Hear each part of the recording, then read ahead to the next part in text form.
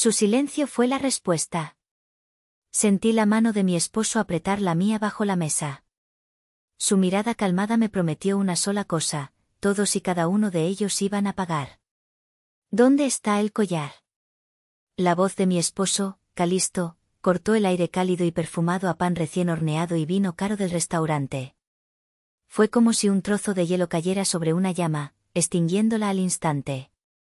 Segundos antes, todo había sido perfecto, una perfección tan rara y preciosa que casi temía respirar por miedo a romperla. El murmullo de las conversaciones de las otras mesas era un zumbido agradable, el tintineo de los cubiertos de plata contra la porcelana era una melodía suave, y la música de jazz que flotaba desde un rincón invisible parecía ser la banda sonora de nuestra felicidad. Estábamos celebrando nuestro 5º aniversario. 5 años. Media década de un amor que me había reconstruido pieza por pieza. Calisto tomó mi mano sobre el mantel de lino blanco, sus dedos entrelazando los míos. Su pulgar dibujaba círculos perezosos sobre mis nudillos, un gesto tan familiar, tan reconfortante. 5 años, Elodia, susurró, sus ojos oscuros brillando a la luz de las velas. Y cada día te amo más que el anterior. Gracias por ser mi paz. Le devolví la sonrisa, una sonrisa genuina que me llegaba hasta los ojos, sintiendo un calor que se extendía desde mi pecho hasta la punta de mis dedos. Tú eres mi refugio, Calisto. Y era verdad. Él era el hogar que nunca tuve.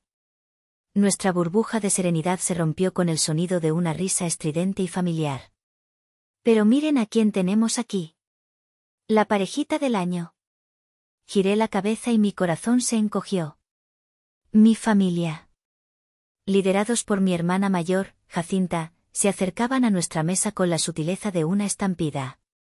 Mi padre, Heriberto, con su aire de perpetua desaprobación, mi madre, Genoveva, con su sonrisa ansiosa de pacificadora, y mi cuñado, Benicio, siempre un paso detrás de Jacinta, como un satélite obediente. ¡Qué sorpresa!, exclamé, mi voz sonando falsa incluso para mis propios oídos. Decidimos que no podían celebrar solos, dijo Jacinta, haciendo un gesto al mesero para que añadiera sillas a nuestra mesa para 2. Su mirada recorrió mi vestido, un diseño sencillo pero elegante. Lindo vestido, hermanita. Muy modesto. El trabajo de arquitecta no debe pagar tan bien, ¿eh? Sentí la punzada, afilada y familiar. Calisto apretó mi mano con más fuerza. A mí me parece la mujer más hermosa de este lugar, dijo él, su voz tranquila pero con un filo de acero. La cena se convirtió en una tortura. Jacinta dominaba la conversación, presumiendo de un viaje a Europa que claramente no podían permitirse. Mi padre me interrogó sobre mis proyectos, desestimando cada logro con un bueno, algo es algo. Mi madre solo sonreía y asentía, suplicándome con la mirada que no creara conflictos. Finalmente, Calisto alzó su copa de champán. Un brindis, dijo, y la mesa se silenció. Por mi esposa, Elodia. La mujer más fuerte, inteligente y talentosa que conozco. Y por el regalo que le envié esta tarde para celebrar nuestro amor. Sentí un nudo en la garganta por la dulzura de sus palabras. Pero luego vi cómo su mirada se desviaba, endureciéndose casi imperceptiblemente, pasando de mí a ellos. Su sonrisa se desvaneció. Y fue entonces cuando hizo la pregunta. La pregunta que lo cambiaría todo. ¿Dónde está el collar? El silencio que cayó sobre la mesa fue instantáneo y absoluto. Fue tan denso que podía sentirlo presionar mis tímpanos. Mi mente, confundida, corrió para entender. ¿Qué collar? Calisto no me había mencionado nada. Debía ser una sorpresa. Una sorpresa que, evidentemente, no había llegado a mí. Mi mirada saltó de un rostro a otro, analizando cada reacción como un detective en una escena del crimen. El tenedor de mi madre, suspendido a medio camino de su boca, cayó contra el plato. El clan metálico fue el único sonido en nuestro pequeño universo de tensión. Sus ojos, anchos y asustados, se clavaron en su plato. Mi padre, siempre tan compuesto, se irguió en su asiento, su mandíbula se tensó y su mirada se fijó en un punto abstracto en la pared, en cualquier lugar menos en mi esposo. Benicio, mi cuñado, tragó saliva con una dificultad casi cómica, su nuez de Adán subiendo y bajando espasmódicamente. Parecía un niño atrapado en una travesura. Pero fue la reacción de Jacinta, como siempre, la más reveladora.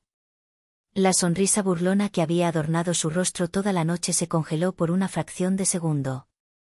Vi un parpadeo de pánico puro en sus ojos, una admisión fugaz y aterrada. Luego, tan rápido como apareció, se fue, reemplazado por una máscara de fría indiferencia y un ligero levantamiento de su barbilla.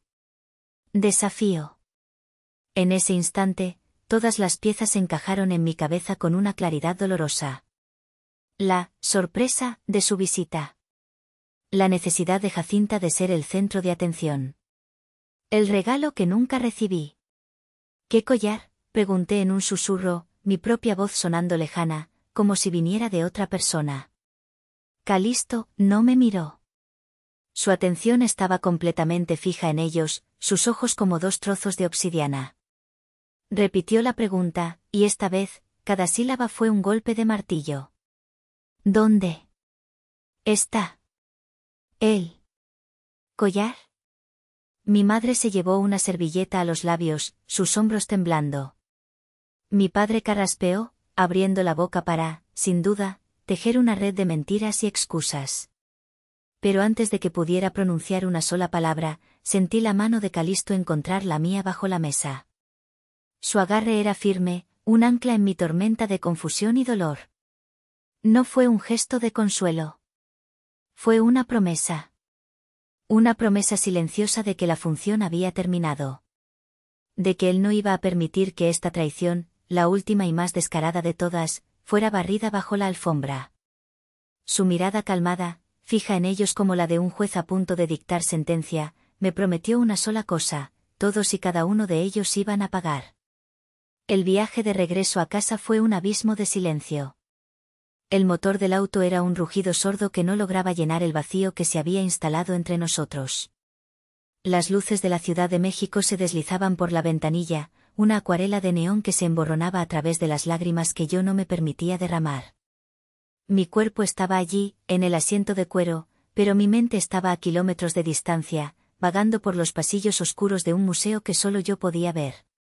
El museo de mi dolor, donde cada sala exhibía una herida, una traición, una humillación cuidadosamente catalogada. El collar era solo la nueva adquisición, la pieza central de una exposición que llevaba toda una vida en construcción. La primera sala, la más grande y sombría, estaba dedicada a mi vocación. La arquitecta rota. Tenía 22 años. La culminación de 5 años de noche sin dormir y trabajo agotador se reducía a un solo proyecto, mi tesis, el diseño de un centro cultural comunitario. Me había volcado en él. Mi concepto era audaz, casi herético para la Academia Conservadora, un edificio que respiraba, con un sistema de recolección de agua de lluvia que alimentaba jardines verticales en la fachada y un atrio central diseñado para crear una ventilación cruzada natural. Era más que un edificio, era un ecosistema. Lo amaba con una ferocidad que me asustaba. Una noche, 2 días antes de la presentación final, estaba haciendo los últimos ajustes a la maqueta.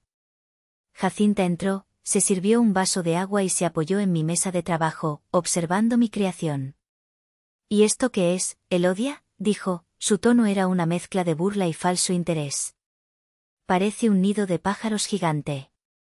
¿De verdad crees que alguien va a tomarse en serio estas ideas raras? Harás el ridículo, hermanita. Te lo digo por tu bien. Se fue, dejando sus palabras flotando en el aire como un gas venenoso. Mis padres, que la habían oído desde la sala, no dijeron nada. El silencio de ellos fue una confirmación. El veneno de Jacinta se filtró en mis venas. Esa noche, con el corazón encogido, arranqué los jardines verticales de la maqueta. Simplifiqué la fachada. Maté la audacia de mi propio diseño. En la presentación, obtuve el 3er lugar. El profesor que más admiraba me dijo en privado: es un buen diseño, Elodia. Sólido. Pero le falta alma. Esperaba más de ti. El proyecto ganador, presentado por un compañero, fue elogiado por su concepto visionario de integración natural. Era una versión diluida de mi idea original. No lloré por el premio, lloré por la arquitecta valiente que dejé que asesinaran esa noche. Caminé mentalmente al siguiente pasillo. La sala de las cuentas desiguales. A los 26, estaba lista para independizarme. Tenía una pequeña cartera de clientes, un sueño enorme y un plan de negocios que había pulido durante meses. Solo necesitaba un pequeño préstamo para el depósito de una oficina modesta y el software de diseño. Mi padre era mi única opción para un aval. Recuerdo la escena como si fuera ayer. Estaba en su estudio, el aire denso por el humo de su puro. Él ni siquiera miró los números que yo había preparado con tanto esmero. Sostuvo mi plan de negocios con la punta de los dedos, como si estuviera sucio. Mija, seamos realistas, dijo, su voz teñida de una condescendencia agotadora.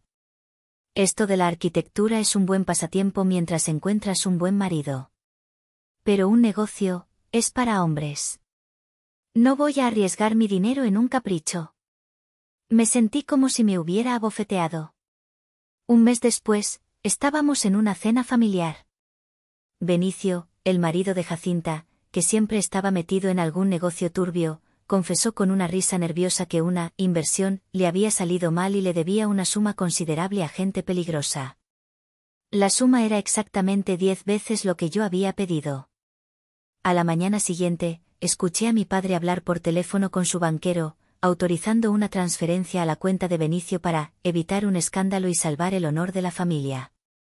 Ese día, la lección fue clara: las deudas de juego de un hombre eran una cuestión de honor familiar, mis sueños profesionales eran un capricho indigno. La siguiente sala era la más íntima y humillante. El vestido manchado. El día de mi boda. Había encontrado un vestido de una diseñadora local, sencillo, de seda cruda, perfecto. Me sentía radiante, feliz, a punto de unirme al único hombre que me había visto de verdad. Minutos antes de caminar hacia el altar, Jacinta irrumpió en la habitación, sosteniendo una copa de vino tinto. «Hermanita. Un brindis por tu gran día», exclamó con una alegría exagerada. Tropezó. O fingió tropezar. La copa se inclinó en un arco perfecto y el líquido rojo oscuro se derramó por todo el frente de mi vestido, floreciendo como una herida espantosa sobre la seda pálida. El grito se me ahogó en la garganta. Jacinta soltó un mups, tan falso que era insultante.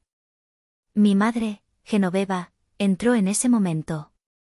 Su mirada pasó de la mancha a Jacinta, y luego a mí. Vi un destello de comprensión en sus ojos, pero fue ahogado por su miedo crónico al conflicto. «No hagas una escena, mija, por favor», me suplicó en un susurro. «Fue un accidente. Ponte el vestido de repuesto. Lo importante es el matrimonio, no el vestido».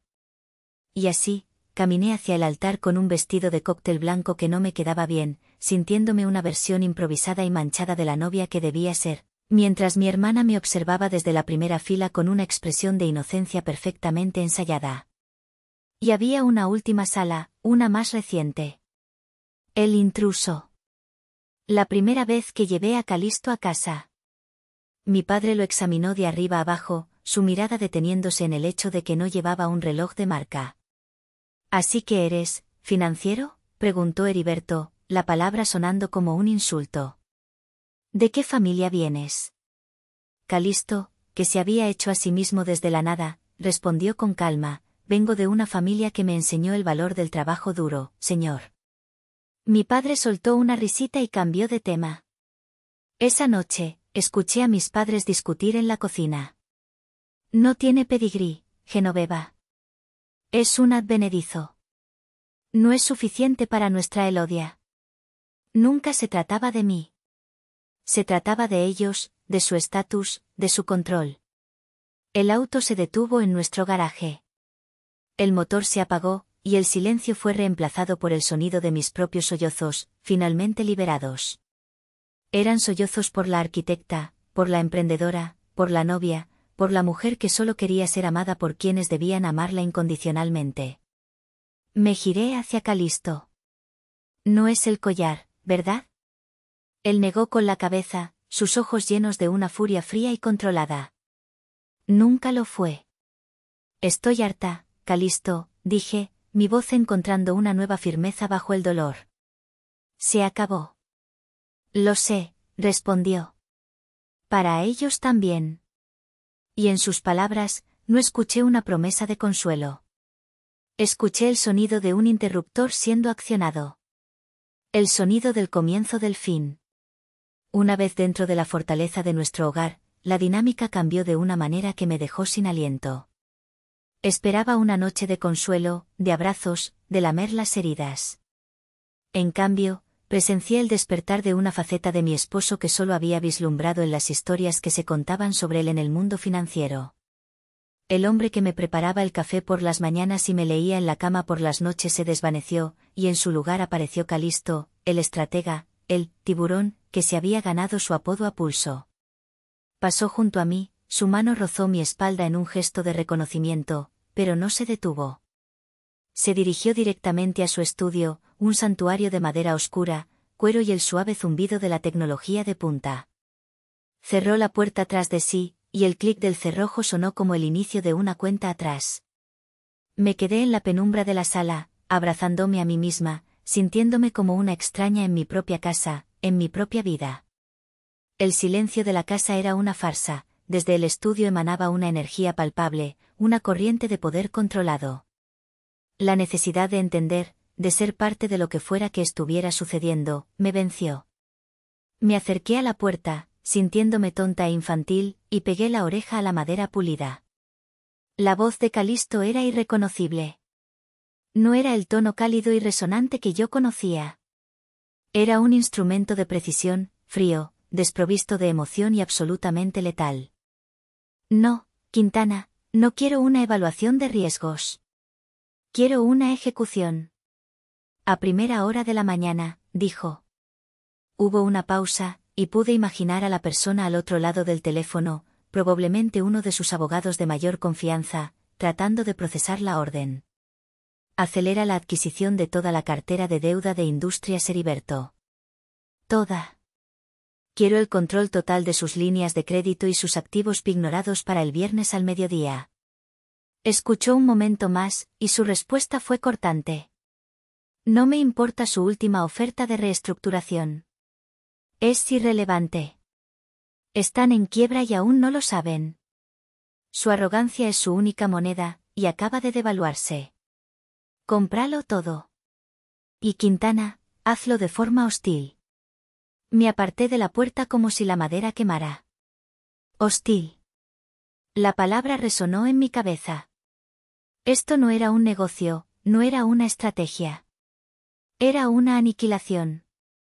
La puerta se abrió y Calisto estaba allí, con la chaqueta del traje quitada y las mangas de la camisa arremangadas.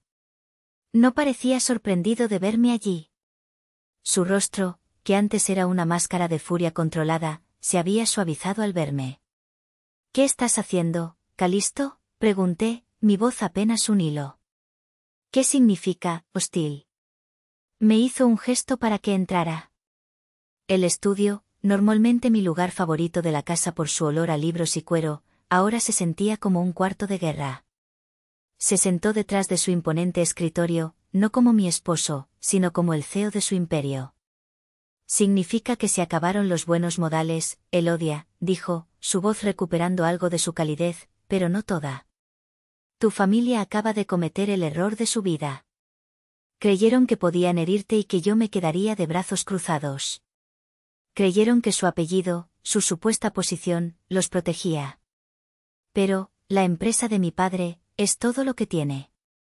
Una parte de mí, la parte que había sido entrenada durante 35 años para sentir lástima, para buscar la paz, se rebeló. Calisto se reclinó en su silla, sus dedos tamborileando sobre la superficie de nogal. Escúchame con atención. Mi firma se especializa en adquirir activos en dificultades. En encontrar empresas mal gestionadas, ahogadas en deudas, y reestructurarlas para que sean rentables o liquidarlas para recuperar el valor. Industrias Heriberto lleva en mi radar profesional más de 6 meses. Tu padre es un dinosaurio, él odia. Se ha negado a innovar, ha contraído deudas para financiar el estilo de vida de tu hermana, ha falsificado proyecciones para mantener a los inversores contentos. Es un castillo de naipes. La revelación me dejó sin aire. Entonces, ¿ya sabías que estaban en problemas? Sabía que eran vulnerables, admitió. Mi plan original, irónicamente, era acercarme a él en unas semanas. Como yerno, no como financiero. Iba a ofrecerle una salida digna, una compra amistosa que salvara su reputación y les asegurara una jubilación dorada. Iba a salvarlo de sí mismo. Hizo una pausa, y sus ojos se clavaron en los míos, oscuros y serios. Pero lo que pasó esta noche lo cambió todo. Ya no se trata de salvarlo. Se trata de protegerte a ti. La oferta amistosa ha sido retirada de la mesa. Ahora, simplemente tomaré lo que su mala gestión me ha puesto en bandeja. Comprendí. El poder de Calisto no era un simple capricho de millonario. Era un arma que conocía a la perfección y que ahora apuntaba directamente al corazón del orgullo de mi familia. Y por primera vez en mi vida, en lugar de sentir miedo ante la perspectiva de un conflicto, sentí una extraña y terrible sensación de alivio. La justicia, después de todo, no siempre era amable. La mañana siguiente, el mundo exterior intentó invadir nuestra fortaleza de silencio. Me desperté con el zumbido insistente de mi teléfono en la mesita de noche. La pantalla era un campo de batalla en miniatura, iluminado con las notificaciones de llamadas perdidas y mensajes de texto. La ofensiva de mi familia había comenzado, y sus armas eran las de siempre, la culpa, la victimización y la manipulación descarada. La primera andanada provino de mi tía Eulalia, la hermana menor de mi madre y la portavoz no oficial del matriarcado familiar. Como no respondí, su mensaje de voz era un torrente de indignación ensayada. Elodia, por el amor de Dios. ¿Qué mosca te ha picado? Tu pobre madre me llamó, destrozada. Dice que tú y tu esposo le montaron una escena terrible a tu padre en público. A tu propio padre. Niña, tienes que aprender a respetar a tus mayores. Después de todo lo que han hecho por ti, ¿y te pones así por una baratija? Era una broma, seguramente. Jacinta siempre ha sido muy bromista. Tienes que aprender a no ser tan sensible. Cada palabra era una pequeña daga, diseñada para hacerme sentir pequeña, exagerada, culpable. Luego, el asalto de mi madre, Genoveva. Su mensaje de texto era una obra maestra de la manipulación pasivo-agresiva. Mija, no hemos podido dormir en toda la noche. Tu padre está muy afectado, le ha subido la presión. No entiende tu actitud. Calisto está siendo muy irracional, seguramente tú lo estás influenciando. Por favor, por el bien de la paz, llama a tu padre. Discúlpate. Arregla esto.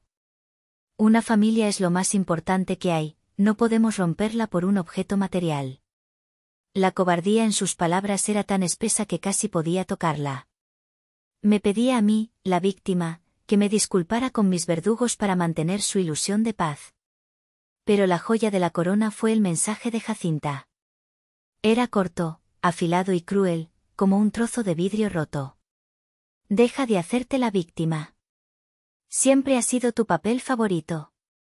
Algunas simplemente nacemos para tener cosas bonitas y otras no. Es la ley de la vida. Supéralo. Ni una sombra de remordimiento. Solo el desprecio puro y sin diluir de quien se sabe impune. O de quien creía saberse impune.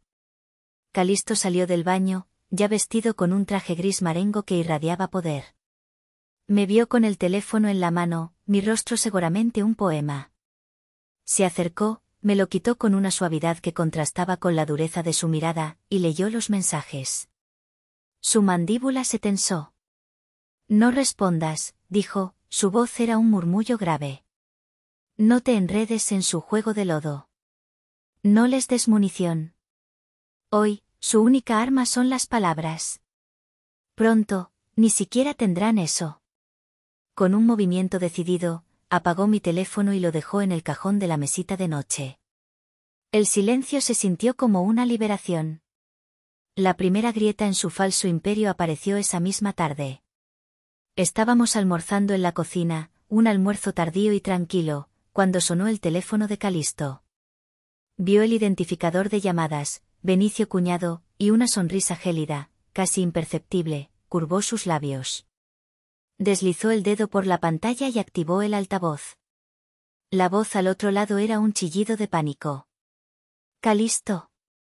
Calisto, amigo, menos mal que contestas.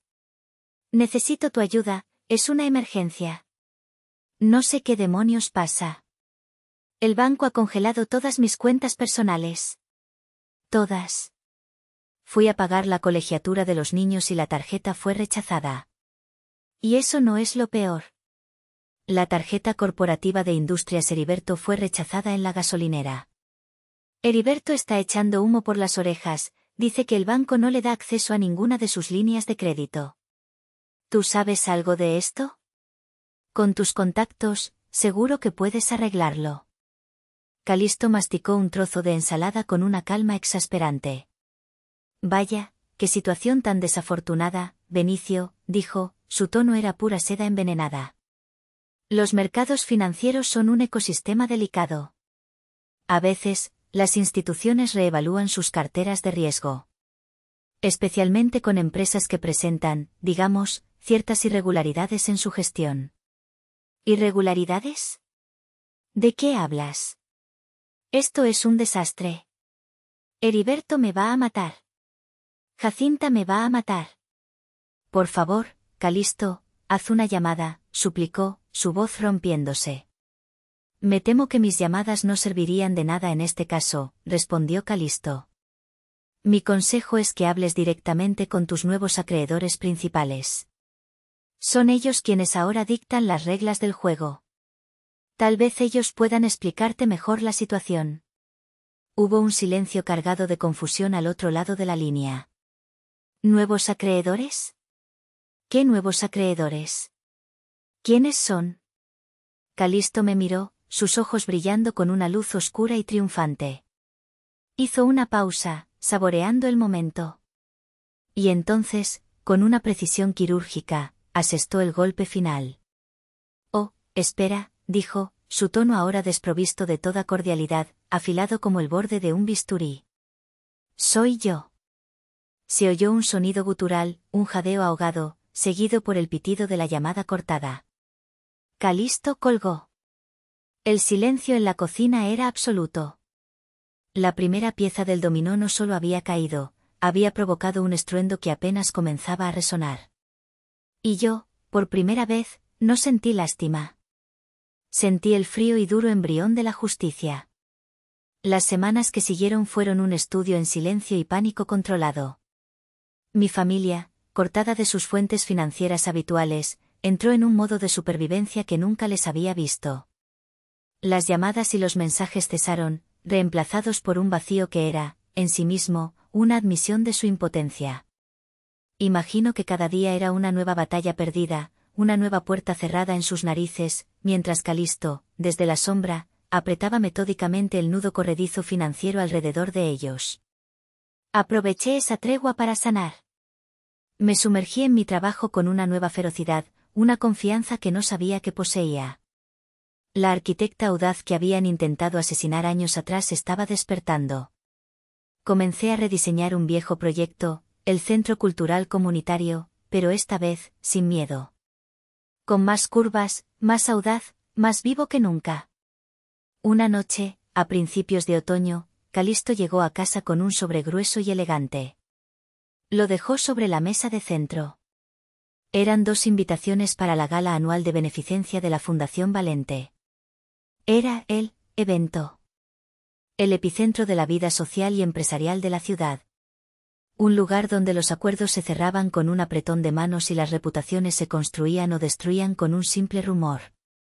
Era el Olimpo al que mi padre siempre había aspirado a entrar. Este año somos los patrocinadores principales, anunció Calisto, observando mi reacción. Sentí un escalofrío recorrer mi espalda. No era miedo.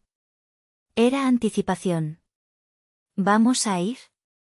Vamos a ser los anfitriones de honor, corrigió él, y una sonrisa fugaz, cargada de estrategia, apareció en su rostro. Y es crucial que estés allí, Elodia. Es hora de que dejes de ser definida por su narrativa. Es hora de que cuentes tu propia historia. Entendí. La gala no era una fiesta. Era un tribunal. Y el veredicto estaba a punto de ser emitido. Estaré allí, dije, mi voz sonando más fuerte de lo que me sentía. La noche de la gala llegó con una atmósfera eléctrica. Mientras me ayudaba a cerrar la cremallera de un impresionante vestido de noche color esmeralda, un guiño irónico y deliberado, Calisto me detuvo y me miró a través del espejo. «Tengo algo para ti», dijo. De su bolsillo sacó una caja de terciopelo negro. Era más grande y de un material más fino que la que había imaginado. Mi respiración se atascó en mi garganta. La abrió. Y allí estaba. El collar.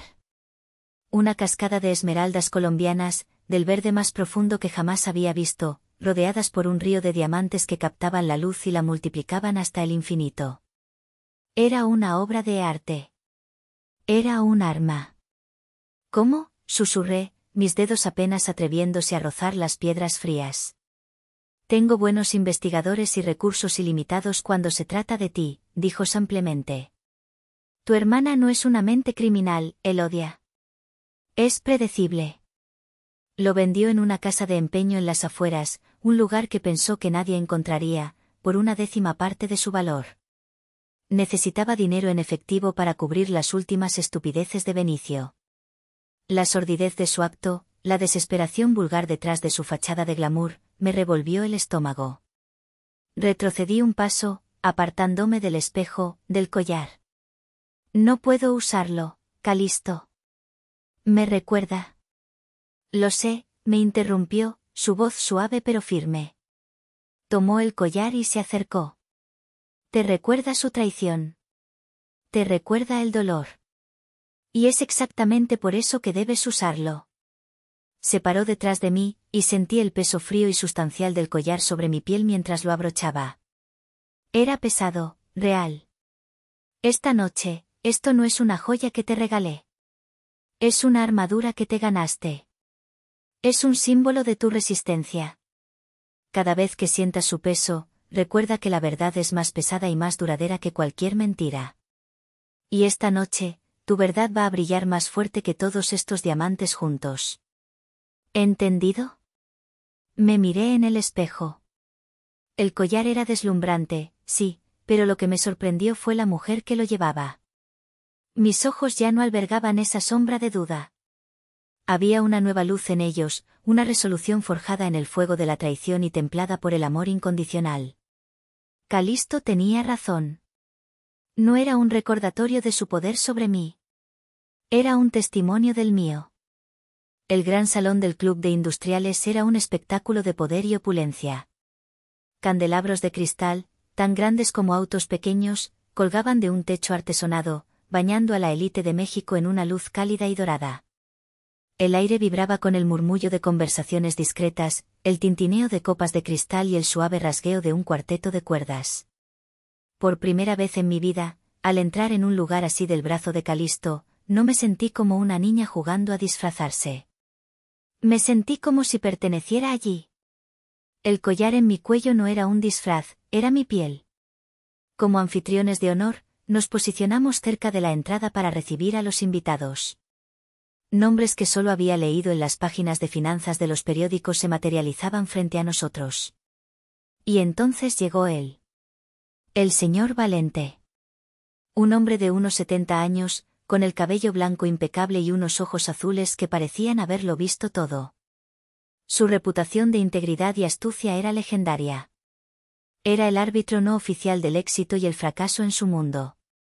Calisto, un placer, dijo, estrechando la mano de mi esposo. Luego se giró hacia mí. Y usted debe ser Elodia. La arquitecta de la que tanto he oído hablar.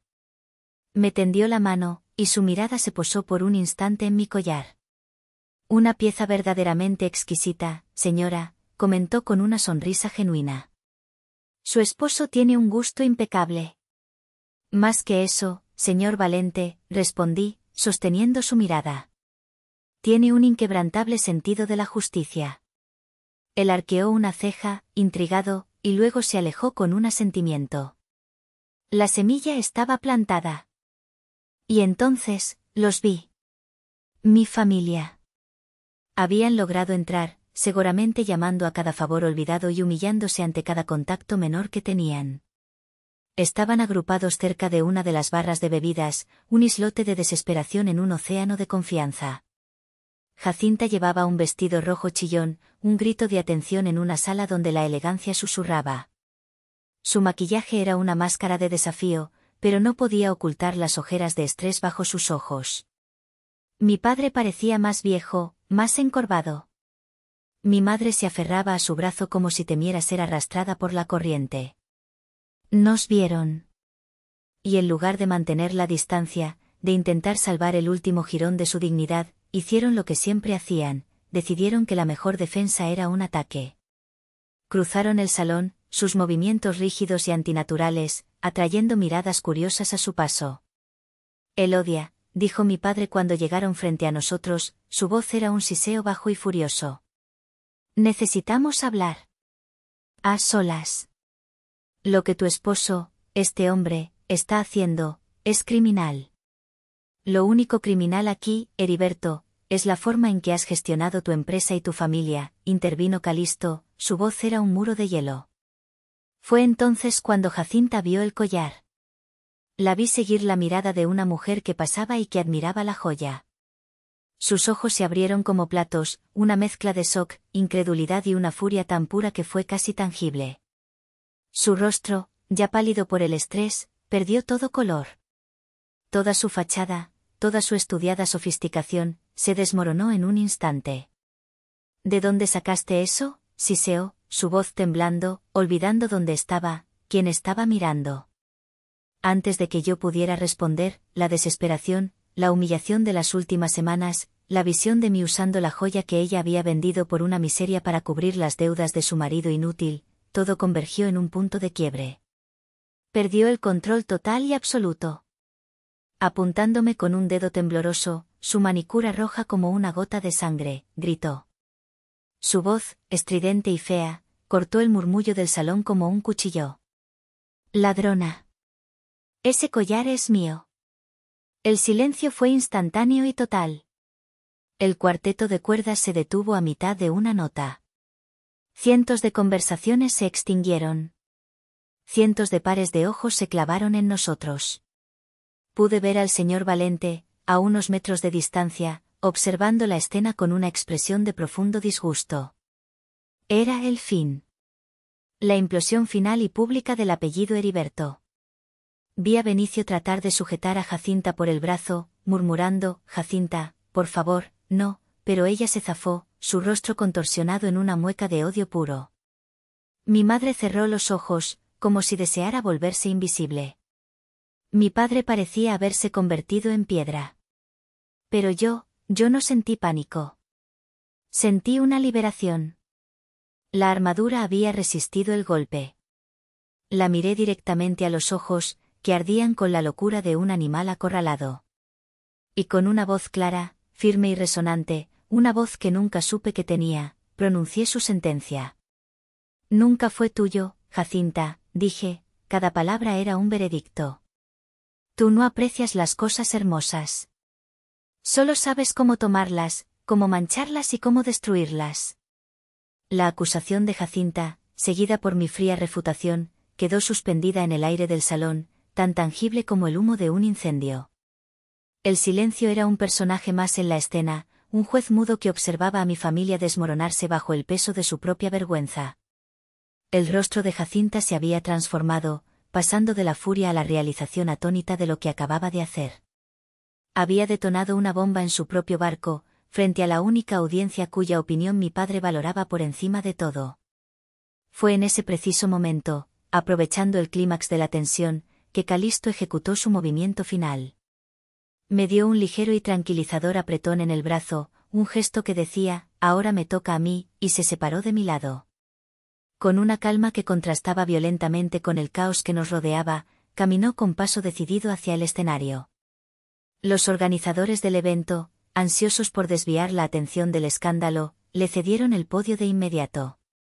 Se paró frente al micrófono, un faro de poder y control en medio del naufragio social de mi familia. Recorrió la sala con la mirada, sus ojos deteniéndose un instante en el rostro ceniciento de mi padre. Buenas noches, comenzó, su voz resonando con una claridad impecable a través de los altavoces. El salón, ya en silencio, se aquietó aún más. Gracias al señor Valente y a la Fundación por su increíble labor. Esta noche, celebramos la generosidad. Pero en mi opinión, la verdadera generosidad no es solo dar, sino también construir. Construir un futuro mejor, construir oportunidades y, sobre todo, construir sobre una base de integridad. Habló durante unos minutos más, su discurso era una clase magistral de retórica. Habló de la importancia de apoyar a las nuevas generaciones, a los jóvenes emprendedores con ideas frescas que se negaban a aceptar el estancamiento como tradición. Contó una breve historia, sin dar nombres, sobre una brillante joven creativa cuyo potencial fue sofocado una y otra vez por aquellos que debían nutrirlo.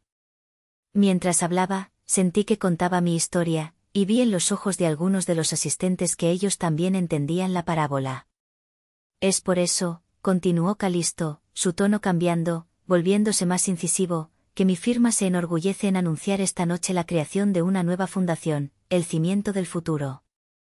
Una fundación dedicada a otorgar becas y capital inicial a jóvenes y prometedores arquitectos y diseñadores de nuestro país, para que ninguna idea brillante vuelva a morir por falta de apoyo. Un aplauso educado y cálido llenó la sala. Calisto levantó una mano, no para detenerlo, sino para pedir que la atención se dirigiera a la pantalla gigante detrás de él. Y el capital inicial para esta noble causa, anunció, su voz ahora era dura como el acero, proviene de la liquidación total y responsable de los activos de una compañía que, lamentablemente, ha demostrado ser un ejemplo de todo lo contrario. Una compañía que confundió la tradición con la negligencia, la reputación con la apariencia, y la integridad con el engaño. En la pantalla, con letras blancas sobre un fondo negro, apareció el logo anticuado y pretencioso de Industrias Heriberto. Un jadeo colectivo, un susurro masivo, recorrió el salón como una ráfaga de viento. Industrias Heriberto, sentenció Calisto, una empresa que, bajo una fachada de solvencia que su director defendía celosamente, ocultaba deudas insostenibles, activos sobrevalorados y una gestión financiera fraudulenta que la dirigían a una quiebra inevitable e inminente. Hemos adquirido esa deuda. Y hemos decidido que el legado de sus ladrillos no será la ruina y el deshonor, sino el cimiento de algo nuevo, algo mejor. Un gráfico simple pero devastador apareció en la pantalla, una barra roja representando las deudas, y una barra azul, minúscula a su lado, representando los activos reales. Era irrefutable. Era público. Era el fin. El señor Valente, desde su mesa principal, se puso de pie lentamente. Su rostro era una máscara de seria aprobación. Y comenzó a aplaudir. No fue un aplauso cortés. Fue un aplauso deliberado, un sello de aprobación que significaba que el veredicto estaba dado. Y como una ola imparable, el resto del salón lo siguió. Busqué a mi familia. Estaban congelados, figuras de cera en un museo de su propia destrucción. Vi a dos discretos miembros de seguridad acercarse a ellos y murmurarles algo. Vi a mi padre asentir, su cuerpo encogido, derrotado. Los vi dar la vuelta y caminar hacia la salida, no como invitados, sino como parias expulsados, seguidos por el estruendo de los aplausos que celebraban su caída. 6 meses después, el aire ya no olía a champán caro y traición, sino a tierra húmeda, a cemento fresco y a la promesa de lo nuevo. Estaba de pie en medio de una obra en construcción en la colonia Roma, con un casco blanco sobre mi cabeza y un pesado rollo de planos bajo el brazo. A mi alrededor, el esqueleto de acero de un edificio comenzaba a elevarse hacia el cielo. El primer proyecto de la fundación, el cimiento del futuro. Mi proyecto. Un centro de talleres y coworking para jóvenes arquitectos y diseñadores que, como yo una vez, solo necesitaban una oportunidad. Una joven arquitecta, una de las primeras becarias de la fundación, se me acercó con una tableta en la mano. ¿Elodia? ¿Tienes un minuto para ver las proyecciones de la fachada ventilada? Creo que podemos optimizar el consumo de energía un 15% más. Muéstrame, le dije con una sonrisa, y nos sumergimos en los detalles técnicos, en la pasión compartida de crear algo de la nada. En su entusiasmo, vi un reflejo de la joven que yo había sido, pero esta vez, no había nadie para decirle que sus ideas eran ridículas. El collar de esmeraldas y diamantes ya no estaba en mi vida. Lo había vendido en una subasta unas semanas después de la gala. El acto de desprenderme de él fue catártico. Su propósito como armadura había terminado. Con el dinero, establecí una beca adicional dentro de la fundación. En privado, la llamé la beca Genoveva, un último y silencioso adiós a la madre que podría haber sido, a la defensora que nunca tuve el valor de ser para mí. Mi teléfono vibró en el bolsillo de mis jeans de trabajo. Era un número desconocido, pero sabía quién era. Un solo mensaje de texto, el primero y el único que recibiría de ellos desde aquella noche. Nos destruiste. Espero que estés feliz. Leí las palabras de mi madre. La acusación final. La última gota de culpa que intentaban verter sobre mí. Esperé sentir algo, una punzada de dolor, un eco de la vieja obligación. Pero no sentí nada. Solo una calma profunda y serena. Con una naturalidad que me sorprendió, borré el mensaje y guardé el teléfono. Levanté la vista. Calisto estaba al otro lado de la obra, hablando con el jefe de construcción, pero sus ojos encontraron los míos. Me sonrió. Le devolví la sonrisa, una llena de una gratitud y un amor que eran más sólidos que el acero que nos rodeaba. Mi familia no entendía. Nunca lo harían. Ellos dicen que destruí a nuestro apellido, a nuestro legado. Pero yo creo que solo destruí la jaula que ellos habían construido a mi alrededor. Rompí las cadenas que me habían puesto desde que nací. Ellos dicen que destruí a mi familia. Pero yo creo que solo dejé de permitir que ellos me destruyeran a mí. ¿Hice lo correcto?